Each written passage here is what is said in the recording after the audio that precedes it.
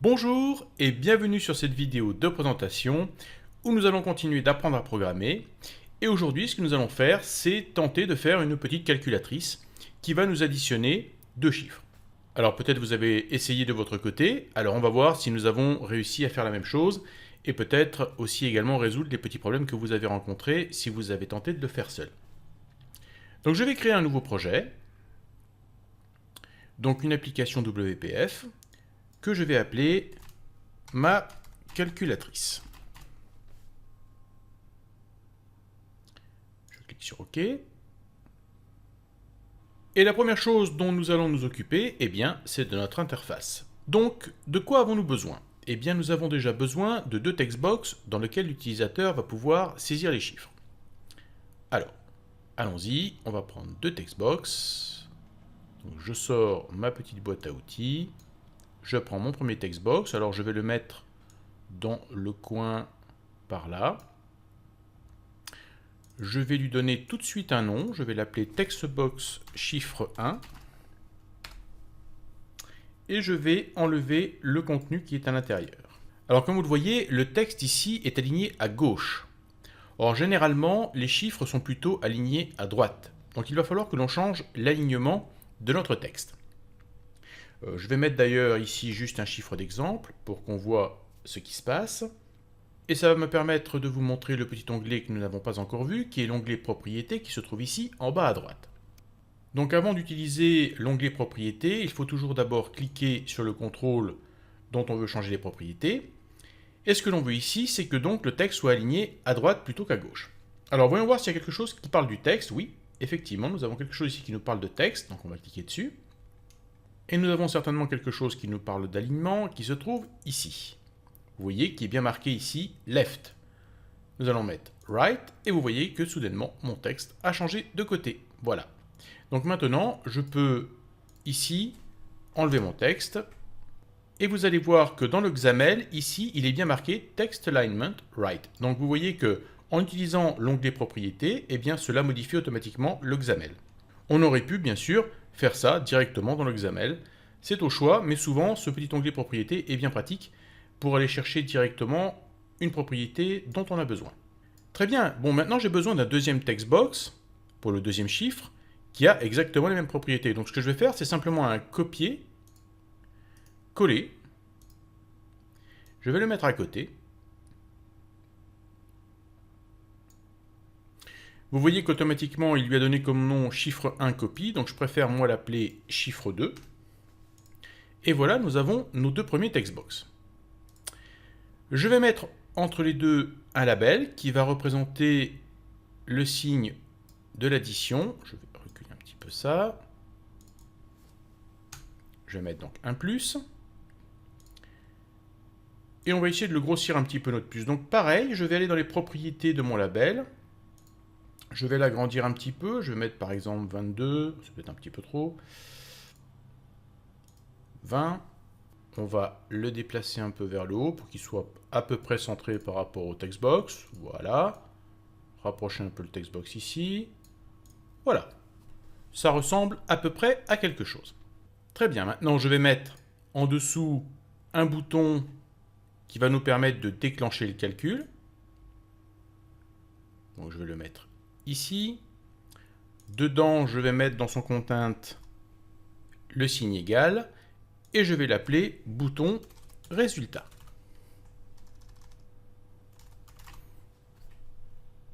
Donc jusque-là, on n'a rien fait de très nouveau, à part peut-être changer un petit peu l'apparence et les alignements et les choses comme ça.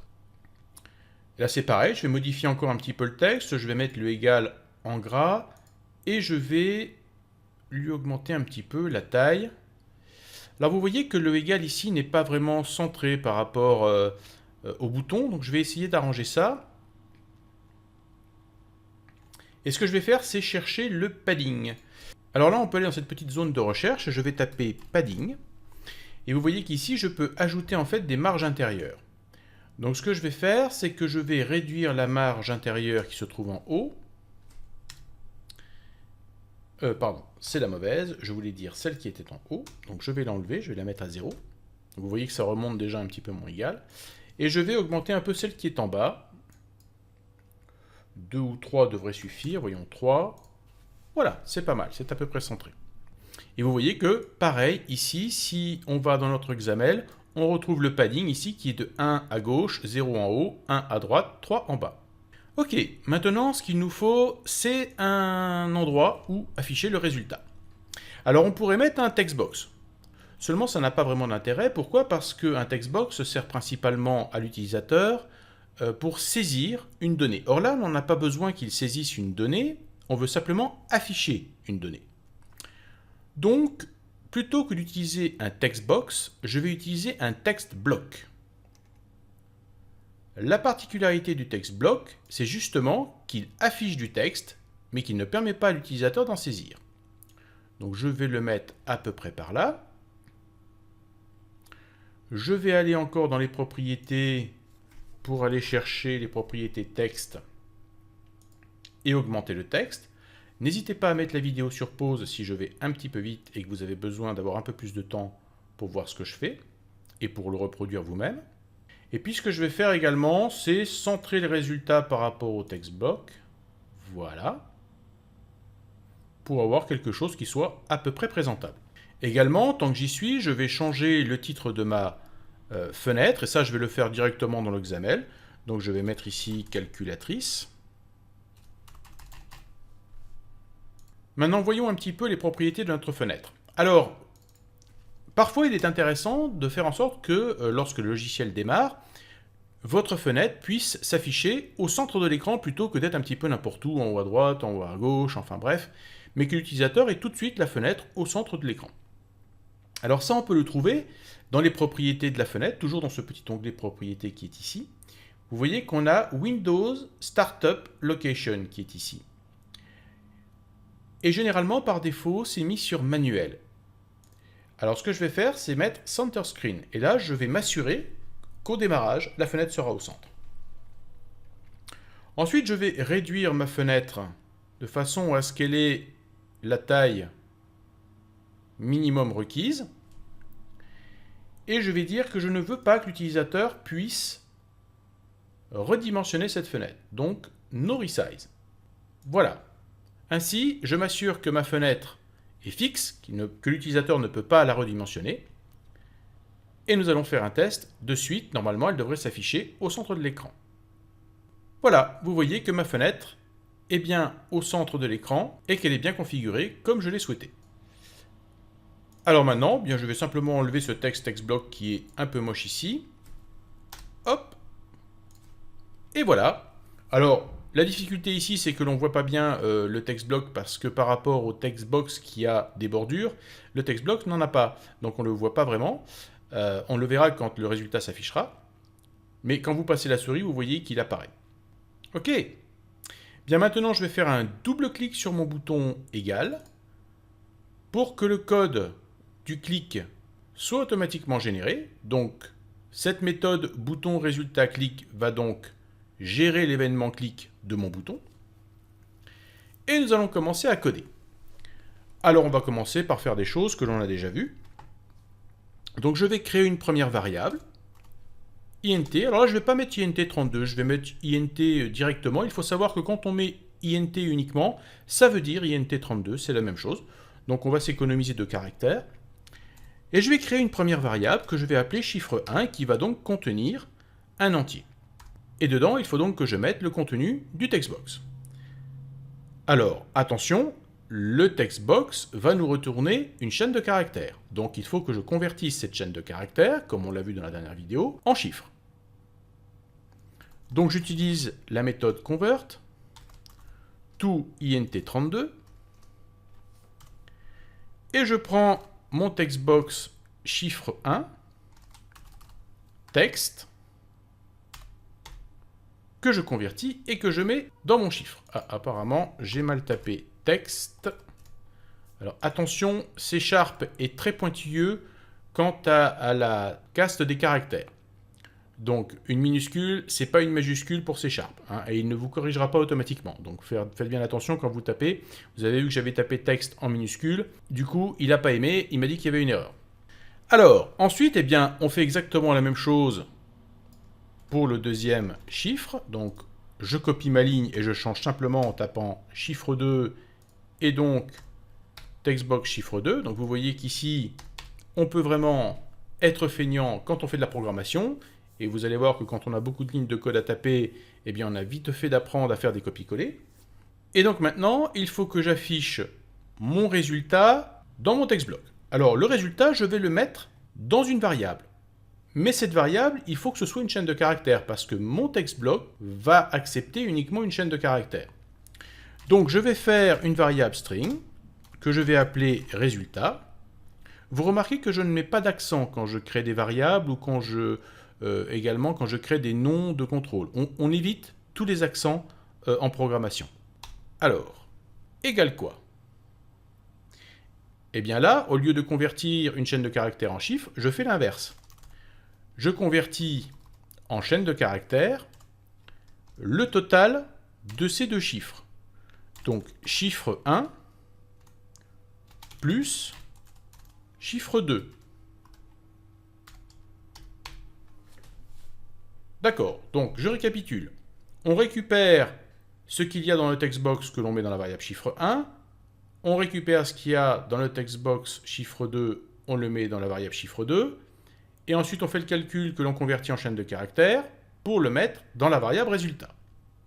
Bien, maintenant qu'on a récupéré tout, fait notre petit calcul, on n'a plus qu'à dire textblock. Ah, j'ai oublié de renommer mon textblock, ça c'est pas bien. Donc je vais retourner dans mon XAML, je vais aller cliquer sur mon textblock et je vais l'appeler textblock résultat. Comme ça, ça va être plus clair. Donc, je prends mon textblock résultat,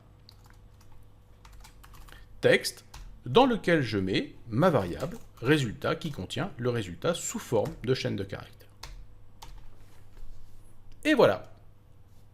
Testons notre calculatrice. Je clique sur démarrer. Nous allons commencer par 10 plus 10 égale 20.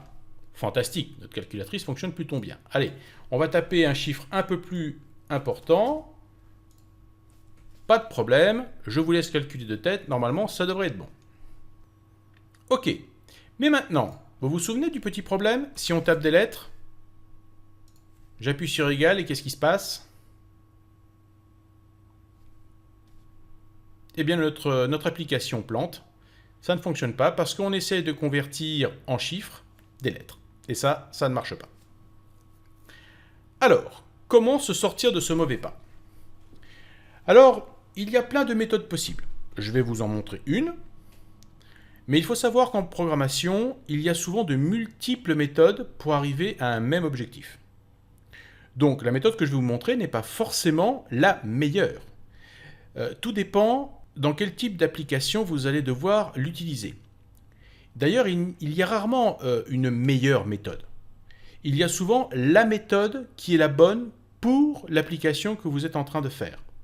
Alors, ce que je vais faire, c'est que, au lieu de mettre ici Convert to int 32, je vais mettre 0 sur chiffre 1 et 0 sur chiffre 2.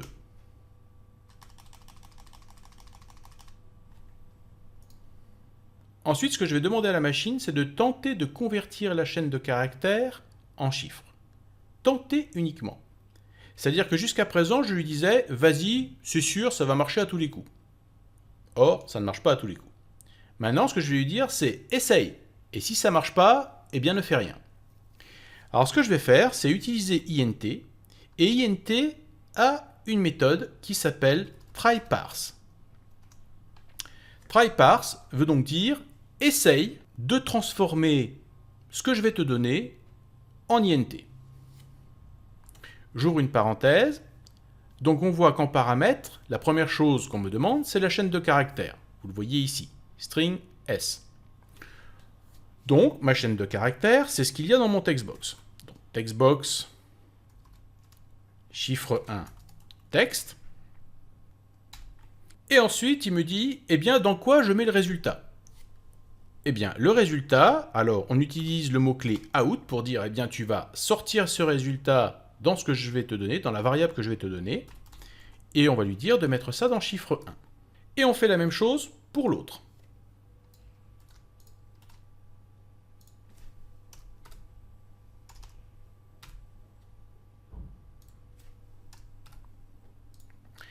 Donc ici, qu'est-ce qui va se passer? Notre application va tenter donc de convertir ce qu'il y a dans le textbox chiffre 1 en chiffre et mettre le résultat dans notre variable chiffre 1.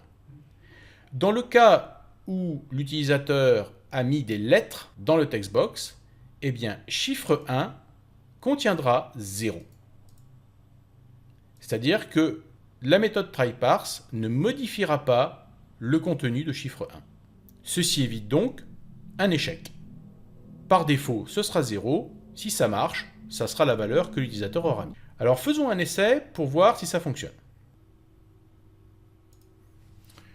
Déjà, voyons simplement avec des chiffres si on a bien le résultat. 20 plus 20 égale 40. Donc, notre application continue de fonctionner comme il faut.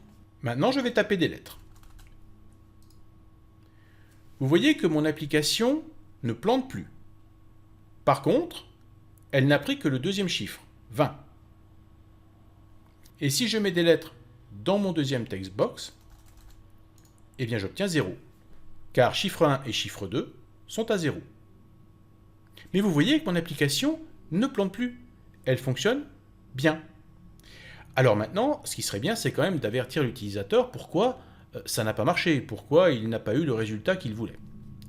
Alors on va utiliser un petit peu des conditions. Alors on va se mettre en dessous ici. Alors n'oubliez pas que chaque ligne est exécutée une par une jusqu'à arriver à la dernière, hein, toujours dans cet ordre, de la première jusqu'à la dernière ligne, c'est important.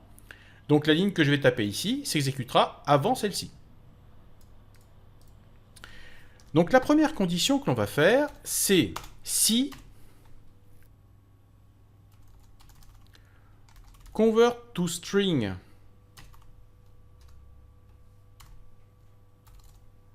chiffre 1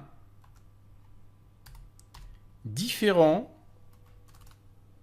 de textbox chiffre texte,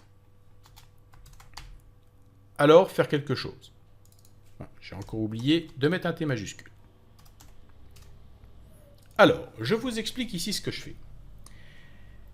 Étant donné que ma valeur chiffre 1 va rester à 0 si l'utilisateur a tapé des lettres, j'aurai donc le contenu de chiffre 1 qui sera différent du texte qu'aura tapé l'utilisateur, car l'utilisateur aura tapé WXYZ et moi j'aurai 0. Donc cela veut dire que si 0 différent de WXYZ, alors c'est que l'utilisateur n'a pas tapé de chiffre. Remarquez qu'on dit n'est pas égal avec un point d'exclamation et un égal. On peut dire aussi différent. Si j'avais voulu dire égal, j'aurais mis 2 égales. Donc vous voulez dire n'est pas égal, point d'exclamation égal. Donc je dis en gros que si le contenu de mon chiffre 1 est différent de ce qu'il y a dans mon textbox, c'est qu'il y a eu un problème et qu'il doit y avoir des lettres dans mon textbox. Et là, je vais pouvoir avertir mon utilisateur avec un petit message.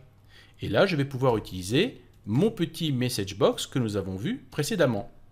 Donc message box show.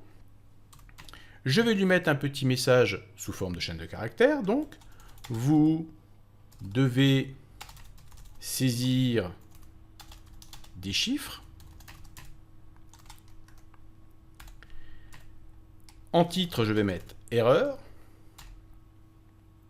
En bouton, je vais mettre OK. Et en image, on va mettre un joli point d'exclamation. Et voilà, j'ai mon message box qui est prêt à être affiché. Sinon, si tout s'est bien passé, je vais faire un else que nous avons déjà vu. J'ai une accolade en trop. Si tout s'est bien passé, eh bien, j'affiche le résultat. Donc mon utilisateur a fait n'importe quoi, je lui envoie un petit message. Sinon, j'affiche le résultat. Alors ceci étant dit, je n'ai fait ici la comparaison qu'avec chiffre 1. Je ne l'ai pas fait avec chiffre 2. Donc ce que je vais faire ici, c'est rajouter un trait vertical qui est en fait sur la touche 6 de votre clavier et que vous pouvez faire apparaître avec la touche Alt-GR de votre clavier. et lui dire que l'on veut également faire la comparaison avec chiffre 2. Donc c'est la même chose. Et en fait, ce trait vertical veut dire ou. C'est-à-dire, si cette condition est remplie ou cette condition est remplie, alors faire ceci. Si j'avais voulu dire est plutôt que ou, j'aurais mis ici ce symbole que l'on appelle une esperluette et qui permet de dire et. Or là, ce n'est pas et que je veux comme condition, mais ou. Donc soit cette condition est vraie, soit cette condition est vraie. Dans les deux cas, si l'une des deux est vraie, alors il faut dire qu'il y a un problème. Et ce que je vais faire, eh bien, c'est remettre à 0 le contenu de mes textbox. Donc je vais mettre textbox text égale 0. Remarquez qu'ici, mon 0, je le mets bien entre guillemets parce que c'est une chaîne de caractères. Il n'est pas considéré comme un chiffre ici, c'est une chaîne de caractères. Très important de faire la différence.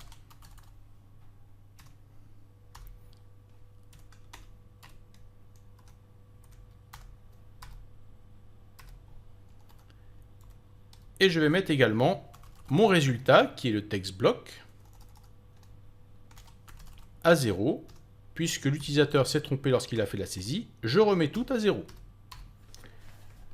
Donc ceci s'exécutera si l'une de ces deux conditions est remplie au-dessus, et ceci s'exécutera si aucune de ces conditions en haut n'est remplie. Allez, on teste notre application, je clique sur démarrer, c'est parti. Commençons par quelque chose de normal. 10, 10 égale 20. Ensuite, je rentre des lettres dans l'une des cases. Je clique égal. Vous devez saisir des chiffres. OK, je suis averti. Je clique sur OK et vous voyez que tout est remis à 0. Maintenant, je vais faire l'inverse. Ici, je mets 50. Ici, je mets des lettres. Égal. Ça marche aussi. Maintenant, je vais mettre des lettres des deux côtés. Égal. Ça marche aussi. Vous devez saisir des chiffres.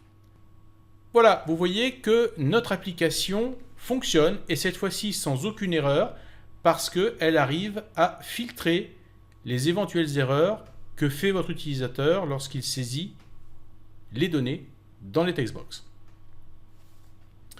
Donc ici, parmi les nouveautés que nous avons vues aujourd'hui, c'est surtout la condition qui est un peu plus complexe, puisque l'on voit qu'ici, on a une condition avec une négation ici, différent et différent, et cette barre ici qui veut dire ou. Voilà, la prochaine fois, nous allons modifier cette application pour qu'elle soit capable de faire également des divisions et des multiplications, et que l'utilisateur puisse choisir quel type d'opération il veut faire. Voilà, j'espère que vous avez aimé cette vidéo, et je vous dis à très bientôt pour d'autres vidéos.